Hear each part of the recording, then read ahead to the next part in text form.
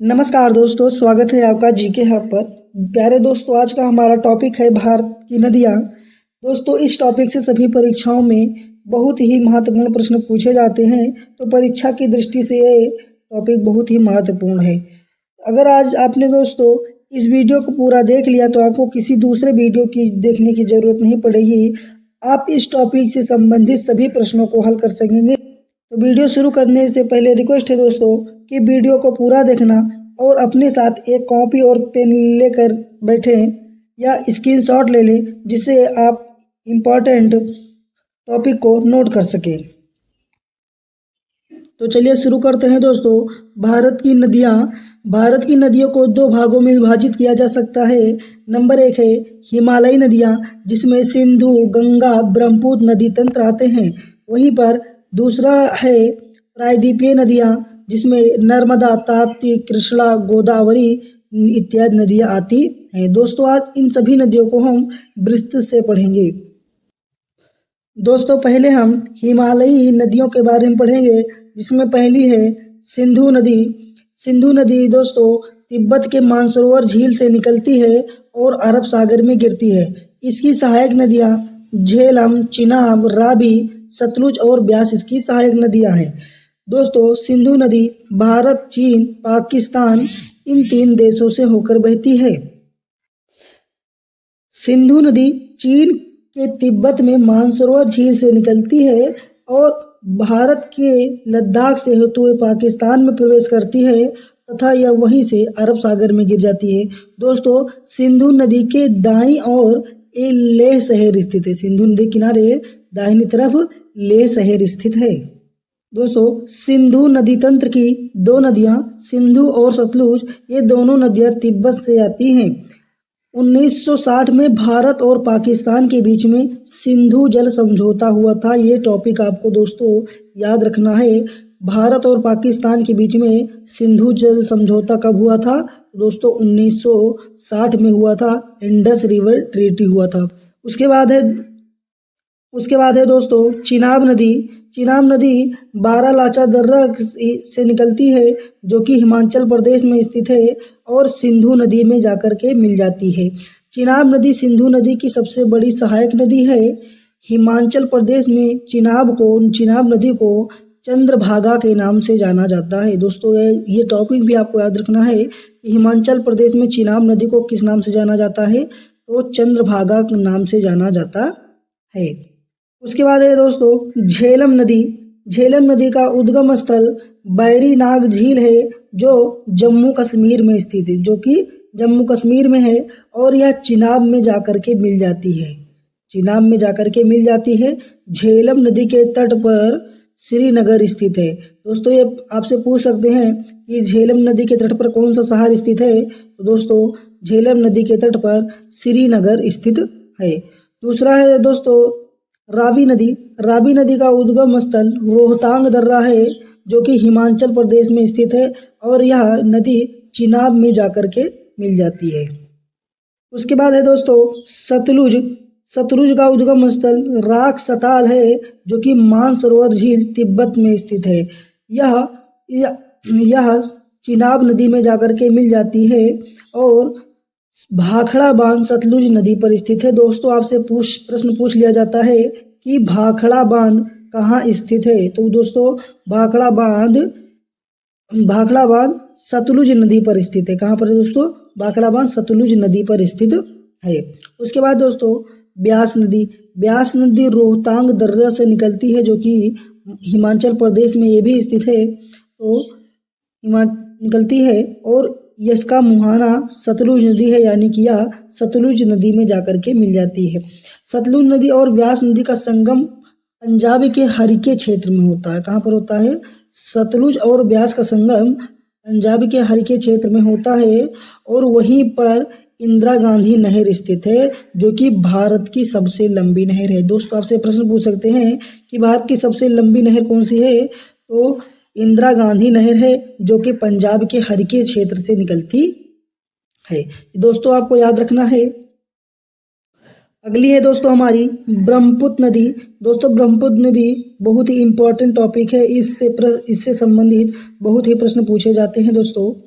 तो ब्रह्मपुत्र नदी मानसरोवर झील से निकलती है जो कि तिब्बत में है। कहाँ से निकलती है दोस्तों? मानसरोवर, तिब्बत के मानसरोवर झील से निकलती है और बंगाल की खाड़ी में जाकर गिरती है। यह 3 देश भारत, चीन और बांग्लादेश में होकर बहती है तथा यह भारत की सबसे चौड़ी नदी है।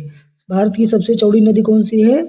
ब्रह्मपुत्र है। दोस्तों आपसे प्रश्न पूछ सकते हैं भारत की सबसे चौड़ी नदी कौन सी है? तो भारत की सबसे चौड़ी नदी ब्रह्मपुत्र नदी है। उसके बाद है दोस्तों ब्रह्मपुत्र की सहायक नदियां जो बाईं ओर से मिलती हैं उसमें दिबांग, लोहित, धनसिरी, कोपाली नदी है जो कि बाईं ओर से मिलती है। दोस्तों ये भी पूछ सकते हैं कि ब्रह्मपुत्र में बाईं ओर से मिलने वाली सहायक नदियां कौन सी हैं? तो ये सभी बाईं ओर से मिलने वाली ब्रह्मपुत्र की सहायक नदियां हैं। ब्रह्मपुत्र में दाईं ओर से मिलने वाली नदियां हैं तीस्ता, संकोश, मानस और सुबनसिरी हैं। दोस्तों दाईं ओर से मिलने वाली नदियां कौन कौन सी हैं? ये तीस्ता, संकोश, मानस और सुबनसिरी ब्रह्मपुत्र में दाईं ओर से मिलने वाली नदियां हैं। माजुली द्वीप जो कि दुनिया का सबसे बड़ा द्वीप है ब्रह्मपुत्र नदी पर असम में स्थित है। दोस्तों दुनिया का सबसे बड़ा द्वीप कौन सा है आपसे पूछ सकते हैं? तो माजुली द्वीप दुनिया का सबसे बड़ा नदी द्वीप है जो कि असम में स्थित है। कहाँ पर है दोस्तों? असम में स्थित है और यह ब्रह्मपुत्र और गंगा नदी के द्वारा संयुक्त रूप से बनाया जाता है। ब्रह्मपुत्र नदी के अन्य नाम क्या है दोस्तों? तो तिब्बत में इसे यारलुंग सांगपो, अरुणाचल प्रदेश में इसे दिहांग, असम में ब्रह्मपुत्र और बांग्लादेश में जमुना के नाम से जाना जाता है। उसके बाद है दोस्तों गंगा नदी। गंगा नदी हमारे एग्जाम के पॉइंट ऑफ व्यू से बहुत महत्वपूर्ण है क्योंकि गंगा नदी से संबंधित बहुत ही प्रश्न पूछे जाते हैं। दोस्तों यह वीडियो पसंद आ रहा हो तो इसे लाइक कर दीजिए तथा अपने दोस्तों के साथ भी शेयर करिए और इसी तरह के और टॉपिक के लिए हमारे चैनल जीके हब को सब्सक्राइब करिए। चलिए दोस्तों पढ़ते हैं। तो भारत की सबसे लंबी नदी कौन सी है? गंगा। भारत की सबसे लंबी नदी गंगा है जिसकी लंबाई 2525 किलोमीटर है। दोस्तों आपसे पूछ सकते हैं भारत की सबसे लंबी नदी कौन सी है? गंगा है और जिसकी लंबाई 2525 किलोमीटर है। यह 2 देशों भारत और बांग्लादेश से होकर गुजरती है। किसे? यह भारत और बांग्लादेश से गुजरती है। गंगा नदी में भारत के 5 राज्यों से गुजरती है। भारत के 5 राज्यों से होकर गुजरती है जिसमें उत्तराखंड, उत्तर प्रदेश, बिहार, झारखंड और पश्चिम बंगाल शामिल है। गंगा नदी को 2008 में राष्ट्रीय नदी घोषित कर दिया गया था। दोस्तों आपसे प्रश्न पूछ सकते हैं गंगा नदी को राष्ट्रीय नदी कब घोषित किया गया था? दोस्तों तो 2008 में गंगा नदी को भारतीय राष्ट्रीय नदी घोषित कर दिया गया था। आपसे भी पूछ सकते हैं कि भारत की राष्ट्रीय नदी कौन सी है? तो गंगा नदी भारत की राष्ट्रीय नदी है। ये टॉपिक आपको याद रखना है दोस्तों। उसके बाद है दोस्तों गंगा नदी का उद्गम स्थल कहाँ है? तो भागीरथी नदी जो कि कहाँ से निकलती है? गंगोत्री हिमानी से निकलती है तथा अलकनंदा जो कि सतोपंथ हिमानी से निकलती है। इन दोनों नदियों का संगम देवप्रयाग में है। कहाँ पर है दोस्तों? देवप्रयाग में होता है। इन दोनों नदियों के संगम से ही गंगा नदी बनी है। दोस्तों प्रश्न आपसे भी पूछ सकते हैं कि भागीरथी का उद्गम स्थल कहाँ है? तो गंगोत्री हिमानी भागीरथी का उद्गम स्थल है तथा अलकनंदा का संतोपंथ हिमानी है। ये दोनों नदियों का संगम देवप्रयाग में होता है और वहीं से इसे संयुक्त रूप से गंगा नदी के नाम से जाना जाने लगता है। दोस्तों यहाँ पर अलकनंदा नदी और उनकी सहायक नदियों तथा उनके संगम स्थल दिए गए हैं जिनमें पहला है अलकनंदा और धौलगिरी का संगम स्थल विष्णुप्रयाग है। अलकनंदा और नंदाकिनी का संगम स्थल नंदप्रयाग है।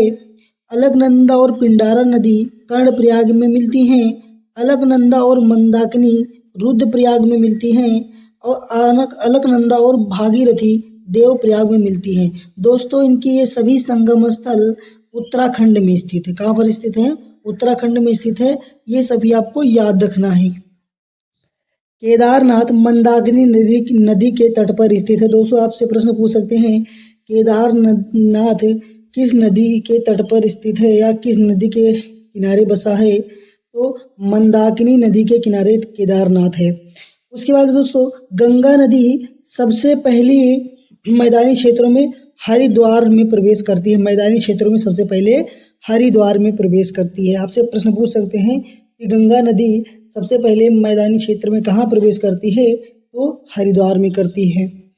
गंगा नदी की सहायक नदी रामगंगा है। गंगा नदी की पहली सहायक नदी रामगंगा है। ये भी प्रश्न पूछ सकते हैं गंगा नदी की सबसे पहली सहायक नदी कौन सी है, तो सबसे पहली सहायक नदी रामगंगा है, जो उत्तराखंड से निकलती हुई उत्तर प्रदेश के कन्नौज में आकर गंगा में मिलती है। दोस्तों पूछ सकते हैं रामगंगा कहाँ से निकलती है, तो उत्तराखंड से निकलती है और उत्तर प्रदेश के कन्नौज में आकर गंगा नदी में मिल जाती है। याद रखना है दोस्तों इसको आपको। उसके बाद उत्तराखंड के बंदरपुर से यमुनोत्री हिमानी से निकलती है। यमुना नदी उत्तराखंड के बंदरपुर के यमुनोत्री हिमानी से निकलती है, जिसे कालिंदी के नाम से भी जाना जाता है। यह उत्तर प्रदेश के प्रयागराज में आकर गंगा नदी से मिल जाती है। तो यमुना नदी कहाँ से निकलती है दोस्तों, बंदरपुर से यमुनोत्री से निकलती है और उत्तर प्रदेश के प्रयागराज में आकर के गंगा नदी में मिल जाती है, जिसे संगम स्थल भी कहते हैं। उसके बाद है गंगा की सबसे सहायक नदी यमुना है। दोस्तों आपसे ये प्रश्न भी पूछ सकते हैं कि गंगा की सबसे लंबी सहायक नदी कौन सी है, तो गंगा की सबसे लंबी सहायक नदी यमुना नदी है। यमुना नदी जिसे कालिंदी नदी के नाम से भी जाना जाता है। उसके बाद है दोस्तों यमुना नदी की सहायक नदियाँ कौन कौन सी हैं, तो चंबल नदी जो कि इंदौर मध्य प्रदेश से निकलती है, बेतवा नदी विंध्य पर्वत से निकलती है जो कि मध्य प्रदेश में है, केन नदी जो कैमूर पहाड़ी से निकलती है, यह भी मध्य प्रदेश में स्थित है। तो यमुना नदी की सबसे बड़ी सहायक नदी चंबल नदी है। यमुना की सहायक नदियों में सबसे बड़ी सहायक नदी चंबल नदी है। उसके बाद है दोस्तों गोमती नदी उत्तर प्रदेश के पीलीभीत के मैदानी भाग फुलहर झील से निकलती है और गाजीपुर में गंगा से मिल जाती है। दोस्तों प्रश्न पूछ सकते हैं आपसे कि गोमती नदी कहाँ से निकलती है, तो गोमती नदी पीलीभीत के मैदानी भाग में स्थित फुलहर झील से निकलती है और गाजीपुर में गंगा नदी से मिल जाती है। आपसे पूछ सकते हैं कि गोमती नदी गंगा से कहाँ पर मिलती है, तो गाजीपुर में गंगा नदी से मिलती है। उसके बाद नेपाल से निकलने वाली काली नदी, जिसे भारत में शारदा नदी के नाम से भी जाना जाता है। शारदा नदी पूछ सकते हैं कहाँ से निकलती है, तो नेपाल से निकलती है। नेपाल में इसे काली नदी के नाम से जाना जाता है। तथा नेपाल की ही नदी कर्णाली जो भारत में घाघरा नदी के नाम से जानी जाती है, इन दोनों के संगम को घाघरा नदी कहते हैं। यह घाघरा नदी बिहार के छपरा में आकर गंगा नदी से मिल जाती है। दोस्तों प्रश्न पूछ सकते हैं कि घाघरा नदी गंगा में कहाँ पर मिलती है, तो बिहार के छपरा जिले में आकर के गंगा नदी से मिल जाती है। दोस्तों इन टॉपिक्स को आपको याद रखना है। उसके बाद है दोस्तों गंडक नदी भी नेपाल से निकल करके बिहार के सोनपुर में गंगा नदी से मिल जाती है। पूछ सकते हैं गंडक नदी कहाँ से निकलती है, तो नेपाल से निकलती है और बिहार के सोनपुर में गंगा नदी से मिल जाती है। उसके बाद कोसी नदी नेपाल से निकलती है। कोसी नदी भी नेपाल से निकलती है और बिहार के कुर्सेला में, कहाँ पर, बिहार के कुर्सेला में गंगा नदी में मिल जाती है। कोसी नदी को बिहार का शोक भी कहा जाता है। दोस्तों बिहार का शोक, आपसे प्रश्न पूछ सकते हैं बिहार का शोक किसे कहा जाता है, तो कोसी नदी को बिहार का शोक कहा जाता है। यह अपना रास्ता बदलने के लिए कुख्यात है। इसके रास्ते बदलने से बहुत बिहार में भारी बाढ़ आती है। उसके बाद है दोस्तों अमरकंटक पहाड़ी से सोन नदी निकलकर पटना के समीप गंगा में मिल जाती है। सोन नदी कहाँ से निकलती है दोस्तों, तो अमरकंटक पहाड़ियों से निकलती है और पटना के समीप गंगा में मिल जाती है। उसके बाद है दोस्तों महानंदा नदी जो दार्जिलिंग की पहाड़ियों से निकल करके फरक्का बैराज में गंगा नदी से मिल जाती है। आपसे प्रश्न पूछ सकते हैं कि महानंदा नदी कहाँ से निकलती है, तो दार्जिलिंग की पहाड़ियों से निकलती है और फरक्का बैराज में गंगा नदी से मिल जाती है। महानंदा नदी भारत में गंगा की आखिरी सहायक नदी है। दोस्तों आपसे प्रश्न पूछ सकते हैं कि गंगा की आखिरी सहायक नदी भारत में कौन सी है? तो भारत में गंगा की आखिरी सहायक नदी महानंदा नदी है। गंगा नदी फरक्का बैराज में दो धाराओं हुगली और पद्मा में बढ़ जाती है। गंगा नदी कहाँ पर? फरक्का बैराज में दो धाराओं हुगली और पद्मा में बढ़ जाती है। हुगली नदी पश्चिम बंगाल में प्रवेश कर जाती है तथा पद्मा नदी बांग्लादेश में प्रवेश करती है। कहाँ से? फरक्का बैराज से। दोस्तों हुगली नदी के तट पर कोलकाता शहर बसा है। आपसे प्रश्न पूछ सकते हैं कि कोलकाता किस नदी के तट पर बसा हुआ है? तो दोस्तों हुगली नदी के तट पर कोलकाता बसा हुआ है। हुगली की सहायक नदी दामोदर नदी छोटा नागपुर से निकलती है, छोटा नागपुर पठार से निकलती है और इसमें मिल जाती है। आपसे पूछ सकते हैं कि हुगली की सहायक नदी कौन सी है? तो दामोदर नदी हुगली की सहायक नदी है जो कि छोटा नागपुर से निकलती है। पश्चिम बंगाल का शोक दामोदर नदी को कहा जाता है। तो दामोदर नदी को पश्चिम बंगाल का शोक कहा जाता है। आपको याद रखना है इसको। दोस्तों बांग्लादेश में गंगा नदी को पद्मा नदी कहते हैं तथा ब्रह्मपुत्र नदी को जमुना नदी कहते हैं। बांग्लादेश में पद्मा नदी तथा जमुना नदी के संगम को मेघना नदी कहते हैं। किसे? पद्मा नदी और जमुना नदी के संगम को क्या कहते हैं दोस्तों? मेघना नदी कहते हैं। आपसे प्रश्न पूछ सकते हैं मेघना नदी किसे कहते हैं? तो पद्मा नदी और जमुना नदी के संगम को मेघना कहते हैं।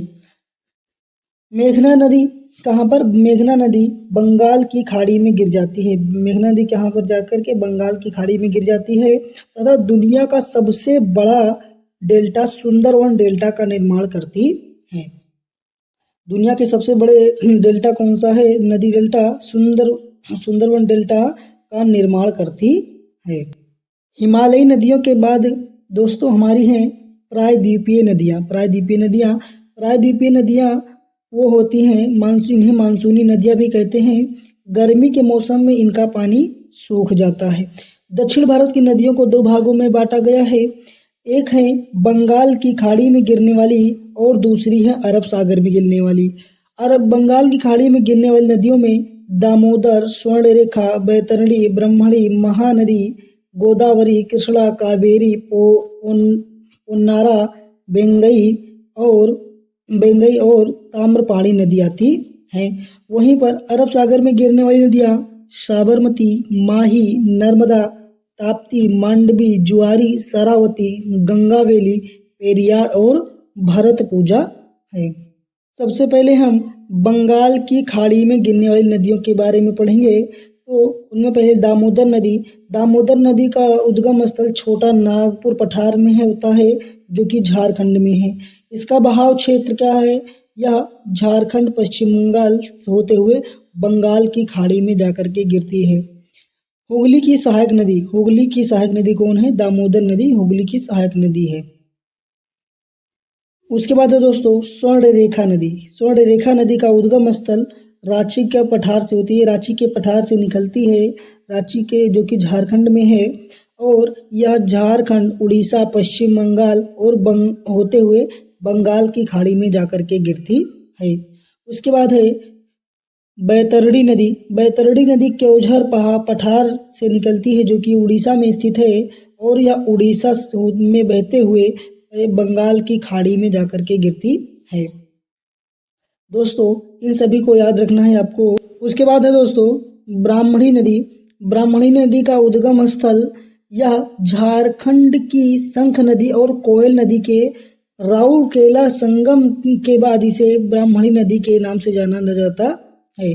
ब्राह्मणी नदी का उद्गम स्थल कहाँ पर है? राउरकेला में शंख नदी और कोयल नदी के उद्गम के बाद इसे ब्राह्मणी नदी के नाम से जाना जाता है। यह उड़ीसा में बहते हुए बंगाल की खाड़ी में प्रवेश कर जाती है यानी कि गिर जाती है। उसके बाद महानदी का उद्गम स्थल सिंघाव पहाड़ी है जो कि छत्तीसगढ़ में स्थित है। यह छत्तीसगढ़ और उड़ीसा में बहते हुए बंगाल की खाड़ी में गिरती है। इसका मुहाना बंगाल की खाड़ी है। महानदी की सहायक नदियाँ, महानदी की सहायक नदियों में तेल नदी और जोंक नदी, तेल नदी और जोंक नदी महानदी की सहायक नदियाँ हैं। दोस्तों आपसे प्रश्न पूछ सकते हैं कि महानदी की सहायक नदियाँ कौन कौन सी हैं, तो तेल नदी और जोंक नदी महानदी की सहायक नदियाँ हैं। महानदी उड़ीसा के कटक शहर में डेल्टा का निर्माण करती है। कहाँ पर निर्माण करती है, तो उड़ीसा के कटक शहर में डेल्टा का निर्माण करती है। उसके बाद है गोदावरी नदी। गोदावरी नदी त्र्यंबकेश्वर नासिक से निकलती है, जो कि महाराष्ट्र में स्थित है। यह महाराष्ट्र, छत्तीसगढ़, तेलंगाना और आंध्र प्रदेश से होते हुए बंगाल की खाड़ी में गिर जाती है। इसका मुहाना बंगाल की खाड़ी है। गोदावरी नदी दक्षिण भारत की सबसे लंबी नदी है। गोदावरी नदी दक्षिण भारत की सबसे लंबी नदी है और जिसकी लंबाई 1465 किलोमीटर है। कितनी है दोस्तों, 1465 किलोमीटर है। यह भारत की दूसरी सबसे लंबी नदी है। दोस्तों आपसे प्रश्न पूछ सकते हैं कि दक्षिण भारत की सबसे लंबी नदी कौन सी है, तो गोदावरी दक्षिण भारत की सबसे लंबी नदी है। और यहीं पर आपसे प्रश्न पूछ लें कि भारत की दूसरी सबसे लंबी नदी कौन सी है, तो गोदावरी गंगा के बाद भारत की दूसरी सबसे लंबी नदी है। गोदावरी की सहायक नदियाँ इंद्रावती, प्राणहिता, पूर्णा, वर्धा, पेनगंगा, सबरी, बेनगंगा और मंजीरा हैं। इसकी सहायक नदियाँ कौन कौन सी हैं, तो ये सभी इसकी सहायक नदियाँ हैं। मंजीरा एकमात्र इसकी सहायक नदी है जो इसमें दाईं ओर से प्रवेश करती है, बाकी सारी नदियाँ इसमें बाईं ओर के प्रवेश करती है। दोस्तों आपसे पूछ सकते हैं कि गोदावरी में दाईं ओर से प्रवेश करने वाली नदी कौन सी है, तो मंजीरा नदी दाईं ओर से प्रवेश करती है, बाकी सभी नदियाँ, इसकी सहायक नदियाँ बाईं ओर से आकर के मिलती हैं। उसके बाद है दोस्तों कृष्णा नदी। कृष्णा नदी का उद्गम महाबलेश्वर के पश्चिमी घाट से होता है, जो कि महाराष्ट्र में स्थित है। यह महाराष्ट्र, कर्नाटक, तेलंगाना, आंध्र प्रदेश से बहते हुए बंगाल की खाड़ी में प्रवेश कर जाती है। इसका मुहाना कहाँ पर है दोस्तों, तो बंगाल की खाड़ी में इसका मुहाना है। कृष्णा नदी प्रायद्वीपीय भारत की दूसरी सबसे लंबी नदी है। कृष्णा नदी प्रायद्वीपीय भारत की दूसरी सबसे लंबी नदी है। दोस्तों आपसे पूछ सकते हैं प्रायद्वीपीय भारत की दूसरी सबसे लंबी नदी कौन सी है, तो कृष्णा नदी प्रायद्वीपीय भारत की दूसरी सबसे लंबी नदी है तथा आंध्र प्रदेश में विजयवाड़ा के पास यह डेल्टा बनाती है। आंध्र प्रदेश में विजयवाड़ा के पास में यह डेल्टा बनाती है। कृष्णा नदी की सहायक नदी कोयना नदी है। कृष्णा नदी की सहायक नदी कोयना महाराष्ट्र के जीवन धारा कहा जाता है। कोयना नदी को महाराष्ट्र की जीवन धारा कहा जाता है। दोस्तों आपसे प्रश्न पूछ सकते हैं कि कृष्णा नदी की सहायक नदी कौन सी है, तो कोयना नदी कृष्णा नदी की सहायक नदी है, जिसे महाराष्ट्र की जीवन धारा कहा जाता है। की सहायक नदी मूसी नदी के तट पर हैदराबाद शहर स्थित है। दोस्तों आपसे प्रश्न इस तरह से पूछेंगे कि हैदराबाद किस नदी के तट पर स्थित है, तो मूसी नदी के तट पर हैदराबाद स्थित है। कृष्णा नदी की सहायक नदियाँ तुंगभद्रा, भीमा, घाटप्रभा, मालप्रभा, मूसी और कोयना इसकी सहायक नदियाँ हैं। भीमा और मूसी सहायक नदियाँ कृष्णा नदी में बाईं ओर से मिलती हैं और बाकी सभी नदियाँ दाईं ओर से मिलती हैं। दोस्तों ये प्रश्न भी पूछ सकते हैं कि कृष्णा नदी में बाईं ओर से मिलने वाली नदियाँ कौन सी हैं, तो भीमा और मूसी नदियाँ बाईं ओर से मिलती हैं, बाकी और सभी नदियाँ इसमें दाईं ओर से आकर के मिलती हैं। उसके बाद है दोस्तों पेन्नार नदी। पेन्नार नदी कर्नाटक के कोलार से निकलती है और कर्नाटक और आंध्र प्रदेश में बहते हुए बंगाल की खाड़ी में प्रवेश कर जाती है। कावेरी नदी ब्रह्मगिरी पहाड़ी से निकलती है, जो कि कर्नाटक में स्थित है और कर्नाटक, तमिलनाडु में बहते हुए बंगाल की खाड़ी में प्रवेश कर जाती है। कावेरी नदी दक्षिण भारत की एकमात्र सदाबहार नदी है जिनमें साल भर पानी भरा रहता है। दोस्तों ये प्रश्न पूछ सकते हैं कि दक्षिण भारत की सदाबहार नदी कौन सी है, तो कावेरी नदी दक्षिण भारत की सदाबहार नदी है जिसमें साल भर पानी भरा रहता है। उसके बाद है वैगई नदी। वैगई नदी का उद्गम स्थल पाक की खाड़ी है। जो कि तमिलनाडु में स्थित है और यह बंगाल की खाड़ी में जाकर के गिर जाती है। ताम्रपर्णी नदी जो इसका उद्गम स्थल मन्नार की खाड़ी में है, जो कि तमिलनाडु में स्थित है और यह भी बंगाल की खाड़ी में जाकर के गिर जाती है या प्रवेश कर जाती है। उसके बाद दोस्तों हम पढ़ेंगे अरब सागर में गिरने वाली नदियाँ, जिसमें पहली है लूनी नदी। लूनी नदी अरावली पहाड़ी से निकलती है। कहाँ से? अरावली पहाड़ी से निकलती है, जो कि अजमेर के राजस्थान में है। यह राजस्थान गुजरात में बहते हुए कच्छ केरल में प्रवेश कर जाती है। लूनी नदी को मरुस्थलीय नदी भी कहते हैं। यह नदी गुजरात में कच्छ केरल में विलुप्त हो जाती है। दोस्तों आपसे प्रश्न पूछ सकते हैं कि मरुस्थलीय नदी किसे कहते हैं? तो लूनी नदी को मरुस्थलीय नदी कहा जाता है और यह नदी गुजरात के कच्छ केरल में जाकर के विलुप्त हो जाती है। उसके बाद है साबरमती नदी। साबरमती नदी भी अरावली पहाड़ी से निकलती है, जो उदयपुर राजस्थान की तरफ से निकलती है। यह राजस्थान, गुजरात और खंभात की खाड़ी के यानी कि अरब सागर में जाकर के गिर जाती है। राजस्थान और गुजरात में बहते हुए खंभात की खाड़ी में जाकर के गिर जाती है। साबरमती नदी के तट पर अहमदाबाद तथा गांधीनगर स्थित है। उसके बाद है दोस्तों माही नदी। यह विंध्याचल पर्वत श्रेणी से निकलती है, जो कि मध्य प्रदेश में स्थित है। यह मध्य प्रदेश, राजस्थान, गुजरात होते हुए खंभात की खाड़ी यानी अरब सागर में जाकर के गिर जाती है। माही नदी कर्क रेखा 2 बार काटती है। दोस्तों आपसे प्रश्न पूछ सकते हैं कि कौन सी नदी कर्क रेखा को 2 बार काटती है? तो दोस्तों माही नदी कर्क रेखा को 2 बार काटती है। नर्मदा नदी। उसके बाद है नर्मदा नदी अमरकंटक पहाड़ी की पश्चिमी ढाल से निकलती है। कहाँ से? अमरकंटक की पहाड़ी की पश्चिमी ढाल से निकलती है, जो कि मध्य प्रदेश में स्थित है। दोस्तों आपसे इस तरह से पूछ सकते हैं कि नर्मदा नदी का उद्गम स्थल कहाँ पर है? तो अमरकंटक की पहाड़ियों से निकलती है और यह मध्य प्रदेश, महाराष्ट्र, गुजरात होते हुए खंभात की खाड़ी में जाकर गिर जाती है यानी प्रवेश कर जाती है। नर्मदा नदी को मध्य प्रदेश की जीवन धारा कहा जाता है। यह भ्रंश घाटी से होकर बहती है। दोस्तों आपसे पूछ सकते हैं कि मध्य प्रदेश की जीवन धारा किस नदी को कहा जाता है? तो नर्मदा नदी को मध्य प्रदेश की जीवन धारा कहा जाता है तथा यह भ्रंश घाटी से होकर बहती है। नर्मदा नदी विंध्या और सतपुड़ा पर्वत श्रेणियों के मध्य से होकर बहती है। नर्मदा नदी ज्वारीय मुख या एस्चुरी का निर्माण करती है। नर्मदा नदी तथा सोन नदी दोनों अमरकंटक पहाड़ियों से निकलती हैं, मगर विपरीत दिशाओं में बहती हैं। उसके बाद है ताप्ती नदी। ताप्ती नदी का उद्गम स्थल मध्य प्रदेश के बैतूल जिले से होता है। कहाँ होता है दोस्तों? मध्य प्रदेश के बैतूल जिले से निकलती है और मध्य प्रदेश, महाराष्ट्र, गुजरात होते हुए खंभात की खाड़ी में गिर जाती है। तापी नदी भ्रंश घाटी से होकर बहती है। तापी नदी भी क्या होती है? भ्रंश घाटी से होकर बहती है। उसके बाद है मांडवी नदी। मांडवी नदी पश्चिम घाट कर्नाटक से निकलती है। पश्चिम घाट से निकलती है, जो कि कर्नाटक में स्थित है। यह कर्नाटक और गोवा में बहते हुए अरब सागर में जाकर के गिर जाती है।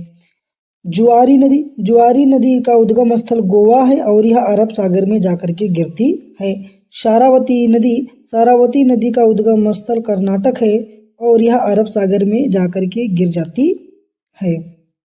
गंगावली नदी का उद्गम स्थल कर्नाटक में है और ये नदी भी अरब सागर में जाकर के गिरती है। पेरियार नदी का उद्गम स्थल केरल में है। यह अरब सागर में जाकर के गिरती है।